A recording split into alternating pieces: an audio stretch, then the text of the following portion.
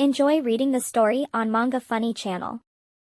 In the previous episode, we reached the point where Sasha was disqualified from the test. In this part, let's continue to follow the story.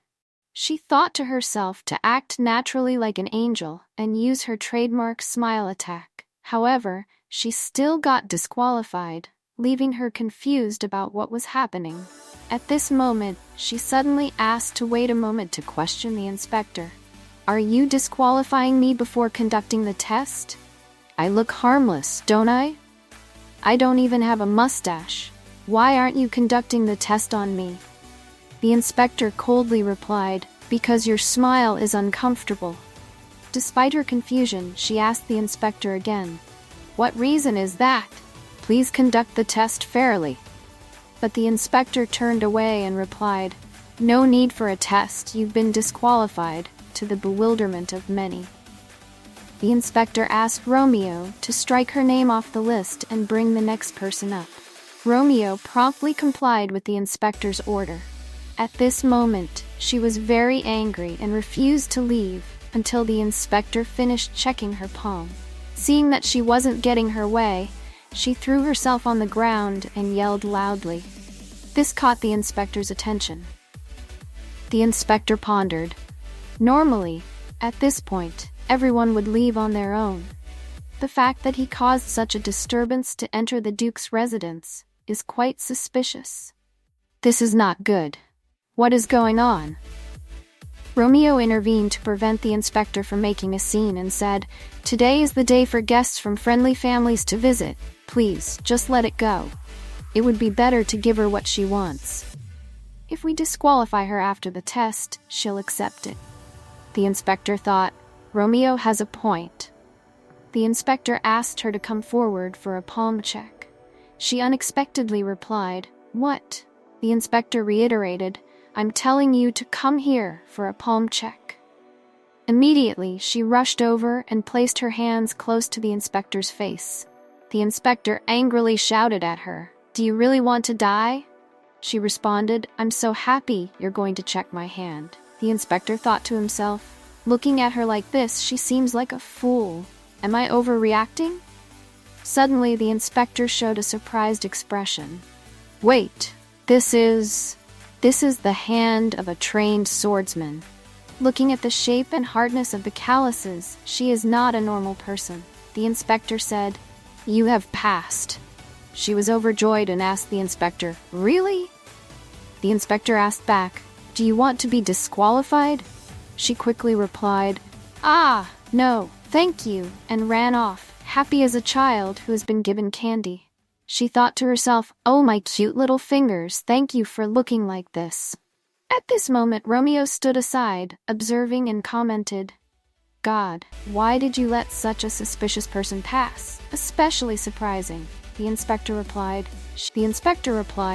"She clearly has remarkable skills." Romeo responded, "Huh? If so, doesn't that make it even more suspicious? Why?" The inspector replied, "What I mean is, she may have been sent here because of my reputation. So I think this time it won't be bad to assess what kind of person she is. For a long time, I've had to endure continuous assassination attempts because of my acquisition of royal status. They often use various methods, but the most common method is women. Many girls have been sent to approach me, and in dealing with them, I replaced all the domestic staff and knights in the mansion with men. I spread a rumor that the great Duke Raphael Ludovica is gay, and after that, they no longer sent female assassins but instead sent men. After passing the first round, she went to register for the next round and encountered the person in charge. He asked, "Is your name Sasha? No last name?" She replied, "Yes." "No last name?" She asked him, "Are you surprised to hear this name?" He responded, I will call you by your number 87. Remember, at this moment she was very anxious because even if she got into the Duke's room, she would have no way to approach Ethan.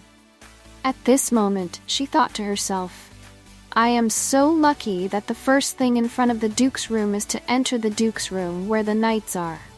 Fortunately, Getting past this allows me to meet Ethan, but why do they have to have such a strict process for entry? Can I join the knights yet? He held the paper and replied, "What are you talking about? You haven't even completed the second test yet. Wait here until your number is called." Then... "What?" she angrily exclaimed. "How many tests are there to get in? When will I get to meet Ethan?" Suddenly, a male voice behind her rang out. "Have you passed the first test yet? You look young, but you seem to have some potential. My name is Veron. What's your participant number?" She stepped forward, shook hands, and replied, "Nice to meet you. I'm Sasha. My participant number is 87. Veron asked further, "Have you prepared for the second test?" At this moment, she thought, does the second test need special preparation? It seems there will be about 20 participants in each group, and they say it's a survival battle, so I better prepare quickly.